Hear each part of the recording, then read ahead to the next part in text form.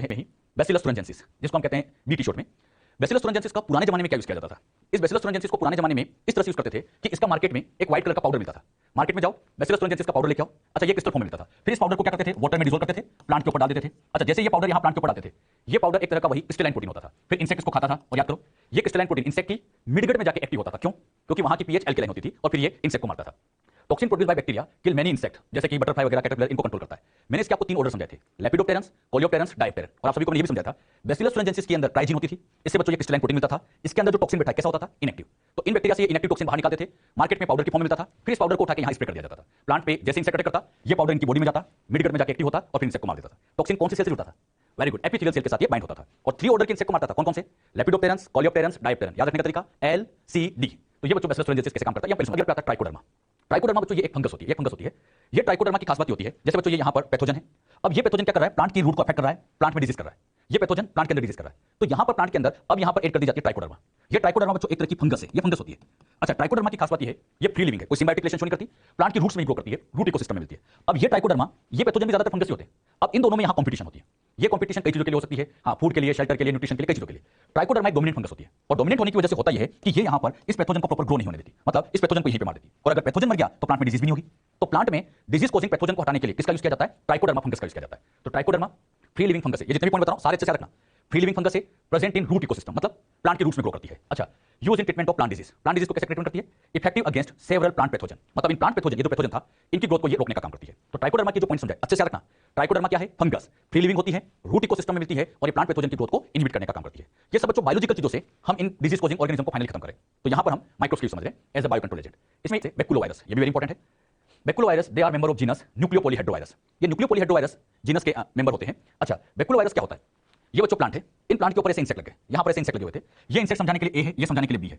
अच्छा, इनमें से ये भी इंसेक्ट में आई से लिख देता हूं, इंसेक्ट को आई से लिख देता हूं। सारे इंसेक्ट नुकसान नहीं करते। मान लीजिए ए वाला प्लांट के लिए उसको खा रहा है, ये नुकसान कर रहा है। यहां पर बच्चों ये जो बी बैठा है, ये तो ऐसे बैठा हुआ था, बी नुकसान नहीं कर रहा है, नुकसान कौन कर रहा है? ए। तो अब यहां पर हमें केवल ए को खत्म करना है, बी को नहीं। अगर हम केमिकल का यूज करते तो केमिकल क्या करता है? सबको इंसेक्ट को मार देता है, के लिए बी है। अच्छा, इनमें से ये भी इंसेक्ट में आई से लिख देता हूं, इंसेक्ट को आई से लिख देता हूं।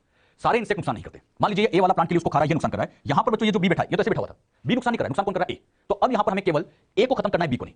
अगर हम केमिकल का यूज करते तो केमिकल क्या करता है? सबको इंसेक्ट को मार देता है, सारे इंसेक्ट को खत्म कर देता है। ये बहुत बड़ी प्रॉब्लम क्रिएट कर देते हैं, ये तो बहुत बड़ी प्रॉब्लम क्रिएट करते हैं। हमें यहां खत्म किसको करना है? केवल और केवल ए को, क्योंकि नुकसान नहीं करता है। तो यहां पे छोड़ दिया जाता है बैकुलोवायरस। बैकुलोवायरस की सबसे खास बात होती है कि ये बहुत ही टारगेट स्पेसिफिक होते हैं। अब ये बैकुलोवायरस क्या करेंगे? इस इंसेक्ट में जाएंगे, वायरस छोड़ेंगे तो इंसेक्ट पे जाएगा, और इसको यहां खत्म कर देगा, इसको कुछ नहीं करेगा। तो मुझे बताओ, बैकुलोवायरस सारे इंसेक्ट को मारता है? नहीं, टारगेट स्पेसिफिक होता है, पर्टिकुलर इंसेक्ट को मारता है। अच्छा, ये बैकुलोवायरस होस्ट स्पेसिफिक होते हैं। अगर ये अपनी बॉडी में आ भी जाए, तो अपने अंदर ये कोई नुकसान नहीं करते। अच्छा, प्लांट पे लगा भी रह जाए, प्लांट में भी कोई नुकसान नहीं करता, क्योंकि ये टारगेट स्पेसिफिक है। अच्छा, सारे इंसेक्ट को मारता है, पर्टिकुलर इंसेक्ट को मारता है, मतलब ये स्पीशीज स्पेसिफिक होते हैं। ये स्पीशीज होते हैं, पर्टिकुलर स्पीशीज को मारते हैं, मतलब इनका स्पेक्ट्रम नैरो होता है। एक होता है ब्रॉड स्पेक्ट्रम।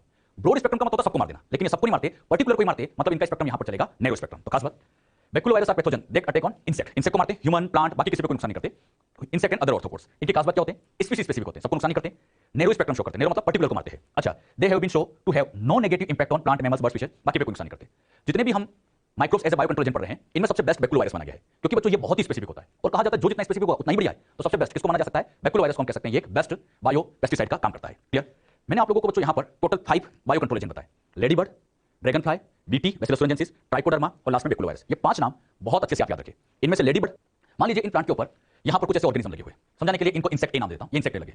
अच्छा, ये जो इंसेक्ट है, आप लोग इकोसिस्टम में पढ़ते हैं कि इन इंसेक्ट को खा के कोई दूसरा सर्वाइव करता है। मान लीजिए इनके ऊपर डिपेंड था ऑर्गेनिज्म बी, फिर ऑर्गेनिज्म बी को खा के सर्वाइव करता था सी, फिर ऑर्गेनिज्म सी को खा के सर्वाइव करता था डी। मतलब इस तरह की फूड चेन, फूड वेब आप पढ़ते हैं। अगर सपोज करो मैं इस इंसेक्ट ए को पूरा खत्म कर दूं, कंप्लीट फिनिश कर दूं, जितने इंसेक्ट है केमिकल डाल के सबको खत्म कर दे। अगर मैं इस इंसेक्ट ए को पूरा खत्म कर दूं तो क्या होगा? हाँ, सभी जानते हो, जैसे ये इंसेक्ट ए खत्म होगा तो बी को अपना फूड नहीं मिलेगा, तो बी इंसेक्ट खत्म होंगे, बी ऑर्गेनिज्म खत्म, सी ऑर्गेनिज्म खत्म, डी ऑर्गेनिज्म खत्म, पूरा इकोसिस्टम खराब हो जाता है। आपके एनसीईआरटी में जहां बायो कंट्रोल एजेंट लिखा है उसके पहले एक पैराग्राफ लिखा है, वही समझा रहा हूं मैं। बायो कंट्रोल एजेंट में अगर हम किसी इंसेक्ट को पूरी तरह से खत्म कर दें, अच्छा पूरा खत्म कर देना कहलाता है इरेडिकेशन। अगर मैं इसका कंप्लीट इरेडिकेशन कर दूं, कंप्लीट खत्म कर दूं, तो पूरा इकोसिस्टम खराब हो जाएगा, क्योंकि इस पे डिपेंड होने वाला बी खत्म होगा, सी खत्म होगा, डी खत्म होगा, पूरा इकोसिस्टम ही खराब हो जाता है। तो हमें किसी भी इंसेक्ट को पूरा खत्म नहीं करना चाहिए, क्योंकि पूरे खत्म होने पे इकोसिस्टम खराब हो जाता है। तो फिर क्या करें? हाँ, अगर इनकी इंसेक्ट की नंबर ज्यादा है तो फिर उन नंबर को हम कंट्रोल करने का काम करें, पूरा खत्म नहीं करें। अच्छा, पूरा खत्म क्यों नहीं करते? पूरा खत्म कर देंगे, कंप्लीट फिनिश कर देंगे, तो इस पे डिपेंड होने वाले सारे ऑर्गेनिज्म मरेंगे, तो हम ऑर्गेनिज्म को कंट्रोल करेंगे, पूरा कंप्लीट खत्म नहीं करेंगे। क्लियर? अच्छा, इसी पे एक बहुत अच्छा कांसेप्ट आपको समझाते हैं, इंटीग्रेटेड पेस्ट मैनेजमेंट।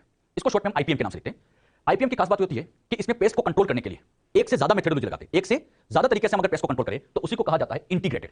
इंटीग्रेटेड का मतलब क्या होता है? एक से ज्यादा। तो एक से ज्यादा मेथड लगाकर पेस्ट को कंट्रोल करना, मैनेज करना, इसी को हम शॉर्ट में आईपीएम, इंटीग्रेटेड पेस्ट मैनेजमेंट कहते हैं। ये आईपीएम का कंसेप्ट हर जगह नहीं लगाया जाता। ये बच्चों उस एरिया में लगाया जाता है जो कि इकोलॉजिकल सेंसिटिव एरिया है। इकोलॉजिकल सेंसिटिव एरिया मतलब जहां पर किसी इंसेक्ट को कंजर्व करके रखना है, पूरा खत्म होने से बचाना है, वहां आईपीएम का कंसेप्ट अप्लाई किया जाता है। क्लियर? अच्छा, इसमें होता क्या, ध्यान समझिएगा। मान लीजिए इन प्लांट के ऊपर यहां पर ऐसे कोई इंसेक्ट लगे हैं, प्लांट के ऊपर ऐसे इंसेक्ट लगे हुए। इस इंसेक्ट के नंबर समझाने के लिए मैंने कह दिया कि 100 है। एक बड़ा सा फील्ड है, उसके ऊपर केवल 100 इंसेक्ट लगे, मतलब यहां पर ऐसे इंसेक्ट लगे हुए थे और टोटल कितने लगे? 100। आईपीएम के साइंटिस्ट कहते हैं कि अगर आपके फील्ड पे 100 इंसेक्ट है तो इनको लगा रहने दो, क्योंकि इनसे कोई ज्यादा नुकसान नहीं होगा। मान लीजिए 1% नुकसान हो भी जाता है तो इतना तो बियरेबल है, इतना तो सहन कर सकते हैं। 100 इंसेक्ट लगे, आपको कुछ नहीं करना, लगे रहने दो, कोई बात नहीं, चलेगा। लेकिन अगर इनकी नंबर बढ़कर 1000 हो जाए, मतलब इनकी नंबर यहां से बढ़ते जाए, नंबर अगर ज्यादा हो जाए, तब तो ये नुकसान भी ज्यादा करेंगे। तब तो फिर हमें कहीं ना कहीं अब हमें कुछ ना कुछ सोचना पड़ेगा। मतलब इनकी नंबर 100 से 1000 होगी, मैं इंसेक्ट की बात कर रहा हूं, इंसेक्ट की नंबर 100 से 1000 होगी तो नुकसान बढ़ गया। अब मुझे बताओ, मैं आपको दो ऑप्शन देता हूं, या तो मैं इनकी नंबर 1000 से 0 कर दूं, 0 करना कहलाता है इरेडिकेशन, 0 मतलब पूरा खत्म कर देना, ये इरेडिकेशन कहलाता है। या मैं इनकी नंबर 1000 से 100 करूं, कम करूं, इसे कहते हैं कंट्रोल। अब आप सोच समझ के बताना, हमें इंसेक्ट का इरेडिकेशन करना चाहिए या कंट्रोल करना चाहिए? आपसे मुझे जवाब चाहिए। हाँ, क्या आंसर दोगे बच्चों? हमें इंसेक्ट को कंट्रोल करना चाहिए। बताइए हम इनकी नंबर 0 क्यों नहीं करें? क्योंकि अगर बच्चों इन इंसेक्ट की नंबर 0 कर देंगे तो इन पे डिपेंड होने वाले खत्म होंगे, और इन पे डिपेंड होने वाले खत्म होंगे तो पूरा इकोसिस्टम खराब हो जाएगा। तो इकोसिस्टम को ध्यान में रखते हुए ये सोचना जरूरी होता है कि हम इनको पूरा खत्म नहीं करें, हम इनकी नंबर को कंट्रोल करें। अब बात आती है कंट्रोल कैसे करें। तो कंट्रोल करने का पहला तरीका तो ये होता है कि पूरे फील्ड को सर्वे करो, जो प्लांट हार्मफुल है, जिन पे ज्यादा नुकसान है, उनको उठाओ, फील्ड से बाहर फेंक दो। मतलब जो भी बेकार प्लांट है उसको फील्ड से बाहर फेंक दो। अगर ऐसा करके कंट्रोल हो जाए तो बहुत अच्छी बात है। फिर बच्चों यहां पर अगर ऐसे भी कंट्रोल ना हो तो फिर सेकंड तरीके पे चलते हैं, बायोलॉजिकल तरीके से कंट्रोल करें। और बायोलॉजिकल तरीके में भी उसका यूज करेंगे जो जितना टारगेट स्पेसिफिक होगा उनका यूज करेंगे। अच्छा, बायोलॉजिकल चीजों से कंट्रोल हो जाए तो बहुत अच्छी बात है। फिर भी कंट्रोल ना हो तो लास्ट में जाके बहुत ही लो से लो अमाउंट में हम केमिकल का यूज करेंगे, मतलब बहुत कम क्वांटिटी में केमिकल डालेंगे कि कुछ इंसेक्ट मरे, बाकी सब नहीं मरना चाहिए, कुछ एक ही मरे बस। तो बहुत ही डाइल्यूट अमाउंट में हम केमिकल का भी यहां पर यूज कर सकते हैं, लेकिन लास्ट में जब कोई ऑप्शन ना बचाओ। तो मुझे बताओ, इन एरिया में पेस्ट को कंट्रोल करने के लिए एक से ज्यादा मेथड लगाएगी। पहले हार्मफुल प्लांट को हटा के बाहर फेंका, मतलब जो बेकार प्लांट उनको फेंका, बायोलॉजिकल तरीके से कंट्रोल किया, फिर भी ना हो तो केमिकल। तो एक से ज्यादा तरीके से हम पेस्ट को मैनेज करें, उसी को हम इंटीग्रेटेड पेस्ट मैनेजमेंट कहते हैं। क्या ये कंसेप्ट हर जगह लगा दे? नहीं, ये कंसेप्ट वहीं पे लगाना है जो कि इकोलॉजिकल सेंसिटिव एरिया होता है। और इसके अंदर जो भी हम बायो कंट्रोल एजेंट लेंगे वो स्पीशीज स्पेसिफिक होना चाहिए, टारगेट स्पेसिफिक होना चाहिए। तो आईपीएम के साइंटिस्ट इन चीजों को ज्यादा ध्यान रखते हैं। ऐसे पेस्ट से मैनेज करेंगे जो टारगेट स्पेसिफिक हो, स्पीशीज स्पेसिफिक हो। Microbes as bio control agent में ही इस बच्चों में आप लोगों को एक क्वेश्चन देता हूं, आप मुझे बताइएगा इस क्वेश्चन का आंसर। ये बहुत अच्छा क्वेश्चन है, आपकी एक्सरसाइज 2 का। आपने बच्चों जब सोल्व किया होगा तो आपको लगा होगा कि एक सही है, लेकिन आप इसको बहुत ध्यान से समझना। क्या क्वेश्चन कहा है? Which of the following is an example of carrying out biological control of paste disease using microbes. Microbes का यूज करके हमें पेस्ट को कंट्रोल करना है। अब एक ऑप्शन को चेक करना, बीटी कॉटन। बीटी कॉटन तो बच्चों एक तरह का जेनेटिक मॉडिफाइड प्लांट ही हो गया। अरे बीटी कॉटन लिखा मतलब तो प्लांट हो गया, और अगर बीटी प्लांट है तो ये तो माइक्रोब्स की कैटेगरी में नहीं आता। मतलब ये तो मैंने पहले हटा दिया। क्यों हटा दिया? माइक्रोब्स का पूछा है और बीटी कॉटन तो ऑलरेडी प्लांट है। सेकंड नंबर पे लेडी बर्ड। लेडी बर्ड बच्चों आप सभी जानते हैं कि लेडी बर्ड तो एक इंसेक्ट है। हमें यहाँ इंसेक्ट का यूज नहीं करना है, माइक्रोब्स का यूज करना है। इसको भी हटा दो, ये भी गलत है। अच्छा, न्यूक्लियोपोलीहेड्रोवायरस मतलब वही बेकुलोवायरस अगेंस्ट व्हाइट रस्ट। मुझे बताओ रस्ट किसकी वजह से होती है? फंगस की वजह से। और आपको मैंने समझाया भी था न्यूक्लियोपोलीहेड्रोवायरस कभी भी फंगस पे अटैक नहीं करता, ये तो इंसेक्ट स्पेसिफिक होता है। अच्छा, फंगस पे अटैक नहीं करता तो फंगस की बीमारी सोल्व भी नहीं करेगा, मतलब ये स्टेटमेंट ही गलत है, क्योंकि न्यूक्लियोपोलीहेड्रोवायरस व्हाइट रस्ट को ठीक नहीं करता। अरे रस्ट तो पक्षी या फंगस से होता है, ये तो फंगस की बीमारी है, लेकिन ये किसके लिए स्पेसिफिक होता है? इंसेक्ट के लिए स्पेसिफिक होता है। इस बीमारी को कभी ठीक नहीं कर सकता, तो ये भी गलत स्टेटमेंट हुआ। मतलब एग्जैक्ट आंसर क्या आएगा? Third, trichoderma against certain plant pathogen. और आप सभी जानते हैं ट्राइकोडर्मा ये बच्चों फंगस है, और फंगस मतलब ये एक तरह से माइक्रोब्स की कैटेगरी में आते हैं। तो फर्टिलाइजर, माइक्रोब्स के बच्चों हमने as a bio control agent पढ़ा, अब फर्टिलाइजर की तरह समझे। फर्टिलाइजर का मतलब होता है कि सोइल की फर्टिलिटी को बढ़ाने का काम करे। जैसे इसमें बायो फर्टिलाइजर में ये उन चीजों का यूज करेंगे जो सोइल की फर्टिलिटी को इंक्रीज करेंगे। एक तरह से ये ऑर्गेनिक फार्मिंग है। और मैंने कहा भी था एक बार, बायोलॉजिकल चीजों से खेती करना उसको हम ऑर्गेनिक फार्मिंग कहते हैं। इसमें सबसे बेस्ट है bacteria as a bio fertiliser. इन बैक्टीरिया में नाम आता है राइजोबियम। राइजोबियम आप सभी जानते हैं ये लेग्यूमिनेसी प्लांट है। इस प्लांट के अंदर ऐसे नोड्यूल्स बन जाते हैं, ऐसे यहाँ पर नोड्यूल्स बन जाते हैं, और ये जो नोड्यूल्स होते हैं ये नोड्यूल्स राइजोबियम की वजह से बनते हैं। It form symbiotic association with nodules of root of leguminosae plant. तो लेग्यूमिनेसी प्लांट के रूट्स के अंदर ये बच्चों सिम्बायोटिक रिलेशन शो करता है। और राइजोबियम का यूज आप जानते हैं एटमॉस्फेरिक नाइट्रोजन को फिक्स करता है। तो दो बातें ध्यान रखना, राइजोबियम एक तो सिम्बायोटिक होता है और नाइट्रोजन फिक्सेशन कराता है। इसी तरह से आता है एजोस्पाइरलम, एजोबैक्टर। इन दोनों की खास बात होती है ये फ्री लिविंग है, ये सिम्बायोटिक था, ये फ्री लिविंग था, और ये एटमॉस्फेरिक नाइट्रोजन को ये भी फिक्स करता है। तो बैक्टीरिया में 3 एग्जांपल आपके एनसीईआरटी में दिए हैं, राइजोबियम, एजोटोबैक्टर, एजोस्पाइरलम। राइजोबियम तो हो गया सिम्बायोटिक और ये दोनों हो गए फ्री लिविंग, लेकिन का काम क्या है? Nitrogen fixation. इसको नोट कर लीजिए। फंगस, इस फंगस में बहुत इंपॉर्टेंट नेम आता है ग्लोमस। ग्लोमस बच्चों एज ए बायो फर्टिलाइजर की तरह यूज किया जाता है। फंगस सिम्बायोटिक एसोसिएशन शो करता है प्लांट के साथ, ये हायर प्लांट के रूट के साथ शो करता है। इसको बच्चों एक्जेक्टली कहा जाता है माइकोराइजा। अब अच्छा, माइकोराइजा में जो फंगस काम में ली जाती है ये फंगस कोई और नहीं, जीनस ग्लोमस का मेंबर होता है। मतलब ग्लोमस एक तरह की फंगस ही है जो प्लांट के साथ सिम्बायोटिक रिलेशन शो करती है, जिसको माइकोराइजा का नाम करते हैं। अच्छा, इस ग्लोमस से प्लांट को एक बड़ा फायदा होता है। ग्लोमस क्या करती है या फंगस क्या करती है? प्लांट में फास्फोरस को प्रोवाइड करने का काम करती है, सोइल से फास्फोरस को एब्जॉर्ब कराती है, प्लांट को सप्लाई करने का काम करती है। ये ध्यान रखना, ग्लोमस का काम नाइट्रोजन फिक्सेशन नहीं है। जैसे बच्चों कोई ऑर्गेनिज्म आता है, बच्चे नाइट्रोजन फिक्सेशन कर देते हैं, गलत है। ग्लोमस का काम फास्फोरस को प्रोवाइड करने में होता है। इसके वजह से और भी फायदे होते हैं कि ये प्लांट के अंदर पैथोजन को अटैक करने का काम भी कंट्रोल करती है। ऐसा समझिएगा, ये प्लांट है, इस प्लांट के अंदर यहाँ पर ऐसे सोइल के अंदर ग्लोमस ग्रो की जाती है। इन दोनों में बच्चों सिम्बायोटिक रिलेशन चलता है। तो ग्लोमस और प्लांट दोनों का सिम्बायोटिक रिलेशन बताओ क्या कहलाएगा? माइकोराइजा। इसको माइकोराइजा कहते हैं। अब इस सोइल की खास बात क्या थी कि सोइल के अंदर यहाँ फास्फोरस तो है, लेकिन ये फास्फोरस बाउंड फॉर्म है, और बाउंड फॉर्म होने से क्या होता है? प्लांट इसको एब्जॉर्ब नहीं कर पाता। अब इस प्रॉब्लम को सोल्व करने का काम ग्लोमस करती है। ग्लोमस क्या करती है? यहाँ से H+ आयन रिलीज करती है। अच्छा, ये H+ आयन क्या करते हैं? यहाँ से जाके इसको रिलीज करा देती है। अच्छा, फास्फोरस पहले बाउंड फॉर्म में था, ग्लोमस की वजह से रिलीज होता है, और रिलीज होने के बाद ये प्लांट इसको एब्जॉर्ब कर लेता है। तो मुझे बताओ, प्लांट को फास्फोरस प्रोवाइड करने में किसने हेल्प की? ग्लोमस ने। तो ग्लोमस का ये बड़ा फायदा होता है कि ये फास्फोरस प्रोवाइड करने का काम करती है। साथ ही साथ बच्चों ये H आयन होते हैं, यहाँ पर सोल्ट वगैरह बहुत ज्यादा होते हैं, उसमें OH आयन वगैरह होते हैं। इन H OH के साथ मिलकर ये वाटर को सप्लाई करने का भी काम करती है। मतलब प्लांट को अगर थोड़े टाइम के लिए, हमेशा के लिए थोड़े टाइम के लिए अगर वाटर की सप्लाई चाहिए, बहुत कम क्वांटिटी में वाटर चाहिए, तो ये ग्लोमस उस वाटर को प्रोवाइड करने में भी हेल्प करती है। अच्छा, ये यहाँ एसिडिक एनवायरमेंट शो करती है, H प्लस करती है, एसिडिक एनवायरमेंट शो करती है, तो यहाँ पर पैथोजन की ग्रोथ को भी ये रोक देती है। यानी ग्लोमस की वजह से प्लांट को कई फायदे, क्या क्या फायदे? पहला फायदा तो फॉस्फोरस ही, दूसरा फायदा वाटर की सप्लाई भी करा देते हैं, ड्रॉप सैलिनिटी से बचाता है, एक और बड़ा फायदा पैथोजन की ग्रोथ को भी रोकता है। तो ध्यान रखिएगा, ग्लोमस से प्लांट को सबसे मेन फायदा फॉस्फोरस है, लेकिन अदर बेनिफिट भी है। क्या क्या है? Resistance to root borne pathogen. Root borne pathogen मतलब ऐसे पैथोजन जो रूट में ग्रो होते हैं उनकी ग्रोथ को रोक देता है, ग्लोमस का ये फायदा है। और भी फायदा है tolerance to salinity and drought, मतलब ड्रॉ कंडीशन है, सूखेपन की कंडीशन है, तो उससे भी प्लांट को बचाता है। अच्छा, it overall increase plant growth and development, मतलब अल्टीमेटली प्लांट को फायदा कराता है। तो मुझे बताओ, ग्लोमस से प्लांट को सबसे बड़ा फायदा फॉस्फोरस है, लेकिन और फायदे भी है। एक बात मुझे बताओ, सिम्बायोटिक किसको कहते हैं? सिम्बायोटिक का मतलब होता है जिसमें दोनों को फायदा हो। ग्लोमस से प्लांट को तो कई फायदे, तो मुझे बताओ ये प्लांट फिर ग्लोमस को क्या देगा? हाँ, प्लांट ग्लोमस को न्यूट्रिशन देगा, फूड देगा, शेल्टर देगा, प्रोटेक्शन देगा, तो ऐसे कई फायदे होंगे, दोनों को फायदा, इसलिए सिम्बायोटिक रिलेशन कहेंगे। तो यहाँ दोनों को बेनिफिट होता है। ये केस भी बहुत इंपॉर्टेंट है, ये पूछा जाएगा आप लोगों से, ग्लोमस क्या प्रोवाइड करता है? तो मैं बार-बार इस पे फोकस कर रहा हूं क्योंकि बच्चे इसमें बहुत गलती करके आते हैं। ग्लोमस का मेन काम फॉस्फोरस प्रोवाइड करना, अच्छे से टिक करना इसको, वेरी इंपॉर्टेंट। इन्हीं बच्चों साइनोबैक्टीरिया एज अ बायोफर्टिलाइजर, इन साइनोबैक्टीरिया में एग्जांपल आता है एनाबिना, नोस्टॉक, ऑसिलेटोरिया, ये सभी नाइट्रोजन फिक्सेशन करते हैं। अच्छा, जैसे एनाबिना दोनों फॉर्म में देखी जाती है, फ्री लिविंग भी देखी जाती है, सिम्बायोटिक भी देखी जाती है। ये सब प्रोटोपिक माइक्रोब्स होते हैं कुछ इस तरह के, ये एनाबिना। अच्छा, इन सबको ग्रो किया जाता है पैडी फील्ड में। पैडी का मतलब होता है चावल की खेती, धान की खेती। पैडी फील्ड, राइस या धान की बात करें तो इनके अंदर बच्चों से एजोला को लगा दिया जाता है, और एजोला की लीव्स के अंदर ही प्रेजेंट होता है एनाबिना। एजोला टेरिडोफाइट है, उसके लीव्स के अंदर एनाबिना होता है जो यहाँ नाइट्रोजन फिक्सेशन करने का काम करता है। अच्छा, distributed in aquatic and terrestrial environment, बीजे इस तरह के एनवायरमेंट मिलता है। बीजे आल्सो फिक्स एटमॉस्फेरिक नाइट्रोजन, ये भी नाइट्रोजन फिक्सेशन का काम करता है। इन पैडी फील्ड, पैडी का मीनिंग नहीं आता तो लिख लेना, पैडी मतलब राइस की बात करें, paddy field cyanobacteria serve as an important biofertiliser, मतलब इन चावल की धान की खेती के अंदर बीजे का बहुत इंपॉर्टेंट रोल होता है। ये बच्चों यहाँ पर नाइट्रोजन फिक्सेशन करता है, इससे प्रोडक्शन बढ़ेगा। बायोफर्टिलाइजर में मैंने क्या क्या बता दिया आप लोगों को? बैक्टीरिया माइक्रोब्स का ये बहुत अच्छा रोल आता है, प्रोडक्शन ऑफ बायोगैस। ये बच्चों बायोगैस का प्रोडक्शन करते हैं। बायोगैस मतलब जो काउ डंग, गोबर से डेवलप की जाती है, उसको हम बायोगैस कहते हैं। Biogas is a mixture of gases, इसमें कई सारी गैसेस होती हैं, produce by the microbial activity, जो ह्यूमन के लिए बड़ा फायदेमंद होती है। काउ डंग गोबर, जिसको हम सिंपल इंग्लिश में कहते हैं। काउ डंग की खास बात ये होती है कि इसमें कुछ बैक्टीरिया होते हैं, ऐसे बैक्टीरिया होते हैं जो कि मीथेन प्रोड्यूस करते हैं, मिथेनोजेनिक। काउ डंग के अंदर ऑलरेडी बैक्टीरिया होते हैं। काउ डंग में जो बैक्टीरिया आते हैं ये काउ की र्यूमेन में से आते हैं, मतलब काउ की र्यूमेन में मिथेनोजन होते हैं। जैसे काउ डंग आता है तो उसके साथ बैक्टीरिया उसकी बॉडी से बाहर आ जाते हैं। अब इन काउ डंग पर माइक्रोब्स, मतलब वही जो अंदर बैक्टीरिया थे, इसका बच्चों यहाँ पर स्टेप बाय स्टेप डिग्रेडेशन करते हैं और फाइनली बायोगैस का प्रोडक्शन करते हैं। तो बायोगैस बनाने में भी किसका रोल है? माइक्रोब्स का। अगर हम बच्चों बायोगैस का कंपोजिशन की बात करें, वेरी वेरी इंपॉर्टेंट, बायोगैस में सबसे मेन गैस होती है मीथेन।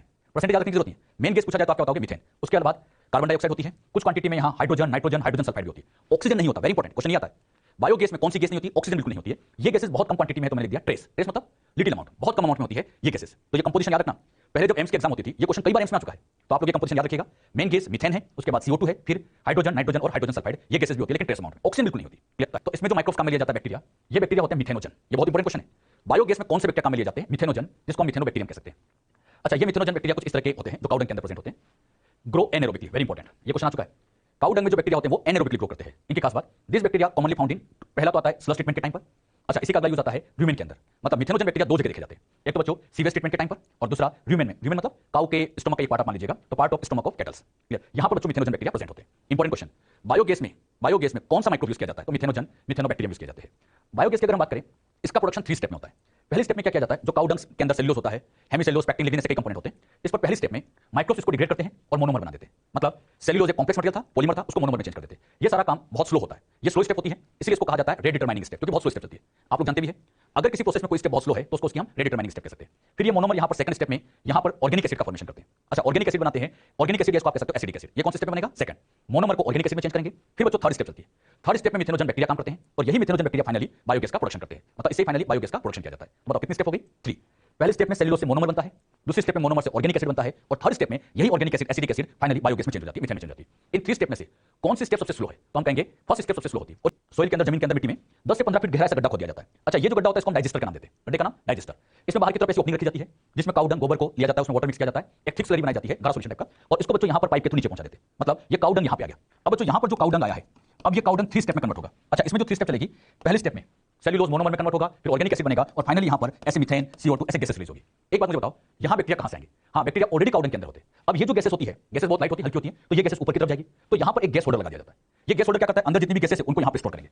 ऊपर की तरफ एक बड़ा सा ड्रम टाइप लगा होता है जिसमें ये गैसेस भरती जाती है। अच्छा, जैसे जैसे गैसेस भरती जाएगी ऊपर उठता जाता है। अच्छा, फिर यहाँ पे बच्चों ऐसे वॉल्व लगा होता है, जैसे इस वॉल्व को ओपन करते हैं ये गैसेस घरों में पहुंचा दी जाती है, जहाँ पर एज ए कुकिंग में इन गैसेस का यूज कर लेते हैं। अच्छा, जो भी बच्चों यहाँ पर डाइजेस्ट नहीं हुआ या अनडाइजेस्ट हुआ, वो मटेरियल धीरे धीरे यहाँ पर कलेक्ट होता जाता है और इसी मटेरियल को कहा जाता है स्लज। फिर इस स्लज को यहाँ से इकट्ठा करते हैं और इस स्लज का यूज कर लिया जाता है एज अ बायो फर्टिलाइजर, मतलब इसको खेतों में मिक्स कर देते हैं, बायो फर्टिलाइजर का काम करता है। तो हमने क्या सीखा? पहले तो जमीन में गड्ढा खोद दिया जिसको नाम दिया डाइजेस्टर, फिर यहाँ काउ डंग, वाटर दोनों की एक थिक स्लरी यहाँ पहुंचा दी, डाइजेस्टर के अंदर एक्जेक्टली डाइजेशन हुआ, गैसेस रिलीज हुई, गैस होल्डर में गैस कलेक्ट हो जाती है, फिर इन गैसेस को पाइप के थ्रू घर में पहुंचा देते हैं। जो डाइजेस्ट नहीं होता वो स्लज कहलाता है, जो एज अ बायो फर्टिलाइजर का काम करता है। तो इंडिया के अंदर बायोगैस प्रोडक्शन का काम 2 इंस्टीट्यूट ने किया है, उसमें एक है IRI और दूसरा है KVIC। IRI का full form Indian agriculture research institute और KVIC का full form khadi and village industrial commission. और इन दोनों ने इंडिया के अंदर गांव में इस तरह के बायोगैस प्लांट को डेवलप कराया है। जितनी बातें मैंने बायोगैस में समझाई, आउटलाइन समझिएगा। तो उसका अगला use single cell protein. Single cell protein का मतलब होता है जैसे यूनिसेलुलर ऑर्गेनिज्म। अच्छा, यूनिसेलुलर ऑर्गेनिज्म को हम एज अ प्रोटीन की फॉर्म में ले। स्टार्टिंग में जब एससीपी की डेफिनेशन आई थी तो इसमें यूनिसेलुलर ऑर्गेनिज्म को ही रखा गया था, लेकिन बाद में इसके डेफिनेशन में मल्टीसेलुलर ऑर्गेनिज्म को भी इंक्लूड किया गया है। अच्छा, समझ में नहीं आता कि सिंगल सेल मतलब यूनिसेलुलर, उनसे प्रोटीन की फॉर्म में लिया जाए, लेकिन बाद में इसमें मल्टीसेलुलर को भी इंक्लूड किया गया है। बात आती है हम एससीपी का यूज क्यों करें। हम बच्चों माइक्रोब्स का यूज करेंगे एज अ फूड की फॉर्म में, मतलब हम माइक्रोब्स को खाएंगे ताकि हमें अच्छे से न्यूट्रिशन मिल सके। बात आती है हमें माइक्रोब्स को खाने की जरूरत क्यों पड़ रही है। इसका एक बहुत अच्छा रीजन समझते हैं। More than 25% of human population is suffering from hunger, मतलब वर्ल्ड में 25% पॉपुलेशन ऐसी है जिनको अभी भी खाना नहीं मिलता है। क्लियर। कन्वेंशनल एग्रीकल्चर प्रोडक्शन, मतलब जो हम नॉर्मल खेती करते हैं, इनसे भी बच्चों अभी तक इतनी फूड की सप्लाई नहीं हो पा रही है, मतलब अभी भी कहीं ना कहीं फूड की कमी है। तो उस फूड की कमी को दूर करने के लिए एज एक अल्टरनेट सोर्स के फॉर्म में हम एससीपी का यूज कर सकते हैं। क्लियर। अच्छा, एक बड़ा अच्छा क्वेश्चन बनता है कि अगर फूड की इतनी ही कमी है, ग्रेन्स की इतनी ही कमी है, तो वेजिटेरियन से नॉन वेजिटेरियन बन जाए तो क्या ये प्रॉब्लम सोल्व हो सकती है? नहीं, अगर नॉन वेजिटेरियन बनेंगे तो प्रॉब्लम सोल्व नहीं होगी, ये प्रॉब्लम तो और बढ़ जाएगी। अच्छा, कैसे बढ़ती है, डेटा से इसको क्लियर करते हैं। अगर बच्चों मान लीजिए ग्रेन टू मीट डाइट पे शिफ्ट होते हैं, तो इन मीट को ऑब्टेन करने के लिए सबसे पहले जो एनिमल्स होते हैं, इन एनिमल को पहले ग्रो करना पड़ेगा। भाई मीट ऑब्टेन करने के लिए, नॉन वेज ऑब्टेन करने के लिए पहले एनिमल को ग्रो करना पड़ेगा, और एनिमल को ग्रो करने के लिए अगर इस एनिमल से 1 kg नॉन वेज ऑब्टेन करना है तो पहले इस एनिमल को खिलाना पड़ेगा, और इसको अप्रोक्सीमेटली 3 to 10 kg ग्रेन्स खिलाने पड़ेंगे। मतलब 1 kg ऑब्टेन करने के लिए 10 किलो खिलाओ, मतलब इसको 10 किलो खिलाओ तब जाके 1 kg मिलेगा। तो इससे अच्छा है कि इनको खिलाने के बजाय डायरेक्ट ह्यूमन ही ग्रेन का यूज करें, और 10 किलो अनाज में तो कई लोगों का पेट भर जाएगा। तो मुझे बताओ, वेजिटेरियन से नॉन वेजिटेरियन बनने में प्रॉब्लम सोल्व होगी या बढ़ेगी? हाँ, ये प्रॉब्लम तो और बढ़ जाएगी, घटेगी नहीं, ये प्रॉब्लम तो बढ़ेगी। तो इस प्रॉब्लम को सोल्व करने का बेस्ट तरीका है कि वेजिटेरियन ही रहे। हाँ, वेजिटेरियन रहने से प्रॉब्लम सोल्व होती है, लेकिन फिर भी पूरी तरह से सोल्व नहीं हो रही थी, इसलिए हमें एससीपी की जरूरत पड़ी है। तो एससीपी की जरूरत क्यों पड़ी कुछ समझ में आया? क्योंकि बहुत सारी वर्ल्ड की पॉपुलेशन को न्यूट्रिशन नहीं मिल रहा है, तो हम अल्टरनेट। अच्छा, एक बात तो आप जानते भी है, एक ट्रॉपिकल लेवल से जब दूसरे ट्रॉपिकल लेवल पे जाते हैं, एनर्जी का प्रोडक्शन ट्रांसफर 10% ही होता है। तो अगर हम एनिमल का यूज करते हैं तो एनर्जी ट्रांसफर कम होगा, लेकिन अगर डायरेक्टली ग्रेन का यूज करेंगे तो एनर्जी ट्रांसफर और ज्यादा होगा। तो alternate source of protein is single cell protein. मतलब हमारे इनमें सबसे फेमस नाम आता है, माइक्रोब्स में सबसे फेमस नाम स्पाइरुलिना। स्पाइरुलिना कुछ इस तरह का होता है। स्पाइरुलिना का बच्चों यूज किया जाता है as a single cell protein. इन माइक्रोब्स की खास बात होती है कि इनकी ग्रोथ रेट बहुत फास्ट होती है, कम से कम टाइम में ग्रो हो जाती है, और ग्रो करने के लिए ज्यादा मेहनत भी नहीं करनी पड़ती है। एक तो बच्चों ये इजीली ग्रो हो जाते हैं, और ग्रो करने के लिए कहां पे ग्रो करेंगे? वेस्ट वाटर पे ग्रो कर सकते हैं, मोलासेस मतलब शुगर केन का जो बाई प्रोडक्ट निकलते हैं उनके ऊपर, एनिमल मैन्योर के ऊपर, इवन सीवेज के ऊपर भी इनको ग्रो कराया जा सकता है। मतलब इनको ग्रो कराने के लिए ज्यादा खर्चा नहीं करना है, वेस्ट मटेरियल पे ग्रो कराओ, ताकि वो वेस्ट मटेरियल भी अच्छे काम में यूज हो जाए। माइक्रोब्स को ग्रो कराने का पहला फायदा, ग्रोथ रेट फास्ट है। दूसरा फायदा, बेकार सी चीजें भी अच्छे से ग्रो हो जाते हैं, अलग से पैसा लगाने की जरूरत नहीं।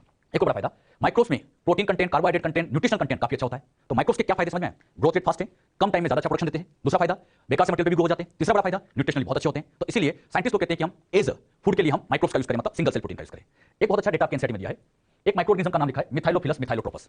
ये जो माइक्रोऑर्गेनिज्म होता है 250 ग्राम अगर हम इसकी क्वांटिटी ले और इसको बच्चों दिन रात ग्रो कराए कहां? वेस्ट मटेरियल के ऊपर, तो इससे अप्रोक्सीमेटली 25 टन प्रोटीन का प्रोडक्शन किया जा सकता है। मतलब कम से कम टाइम में कितना ज्यादा प्रोडक्शन कर सकते हैं। एक बार फिर समझना क्या कह रहा हूं मैं। मिथाइलोफिलस मिथाइलोट्रोपस बैक्टीरिया 250 ग्राम लो, और 250 ग्राम लेके इसको ग्रो कराओ, बेकार चीजों पे ग्रो कराओ, दिन भर में जब इससे प्रोटीन का प्रोडक्शन होगा 25 टन, मतलब बहुत लार्ज क्वांटिटी में हम प्रोटीन का प्रोडक्शन कर सकते हैं। सिंगल सेल प्रोटीन का एक बहुत अच्छा एग्जांपल और भी होता है मशरूम। तो सिंगल सेल प्रोटीन में कौन आ गया? जैसे स्पाइरुलिना आता है, मिथाइलोफिलस मिथाइलोट्रोपस आते हैं, मशरूम आते हैं। मशरूम का भी आज के टाइम पर काफी यूज करने लगे। तो सिंगल सेल प्रोटीन क्या होता है? क्लियर हुआ?